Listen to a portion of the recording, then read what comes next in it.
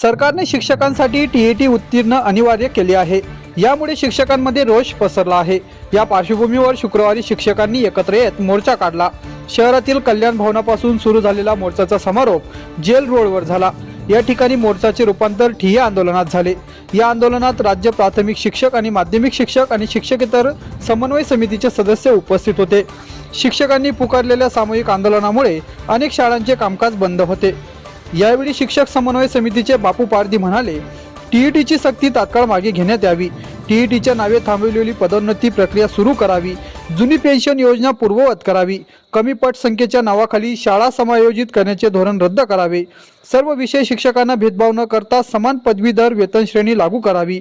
शिक्षकेतर कर्मचाऱ्यांची पदोन्नती पुन्हा सुरू करावी। यासह अनेक मागण्या आमच्या आहेत। शासनाने आमच्या मागण्यांचा विचार करावा, असेही शिक्षक समन्वय समितीचे बापू पारधी यांनी सांगितले।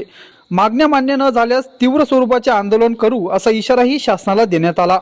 मोर्चात शिक्षक समितीचे बापू पारधी यांच्यासह एकनाथ भामरे, संजय पोद्दार, गमन पाटील, शरद पाटील, योगेश धात्रक, धीरज परदेशी, रवींद्र पाटील, आर.व्ही. पाटील, महेश मुळे, संजय पवार, उदय तोरवणे, डॉक्टर संजय पाटील, डॉक्टर आनंद पवार, ज्ञानेश्वर कंखर, तुकाराम बहिराम, रवींद्र सोनवणे, प्रभा परदेशी यांच्यासह बहुसंख्य शिक्षक सहभागी झाले होते।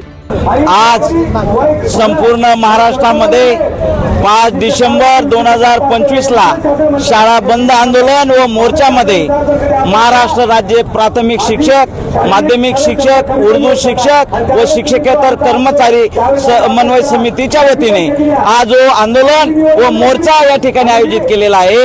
1 सप्टेंबर 2027 पूर्वी सर्वोच्च न्यायालयाने टीईटीचा आदेश काढला आणि त्याच्यामुळे शिक्षकांच्या मनामध्ये एक भीती निर्माण झाली आणि म्हणून आजच्या या आंदोलनातून मोर्चातून आमची एकच मागणी आहे सर्व संघटनांची की टीईटी ही रद्द झाली पाहिजे आणि टीईटी मुळे आमच्या शिक्षकाला जो जीव गमवावा लागला अशी पाळी पुढे आमच्या शिक्षकांवर येऊ नये। जर हे झालं नाही तर पुढे याच्यापेक्षा तीव्र आंदोलन आम्ही करू असं आम्ही शासनाला सांगू इच्छितो।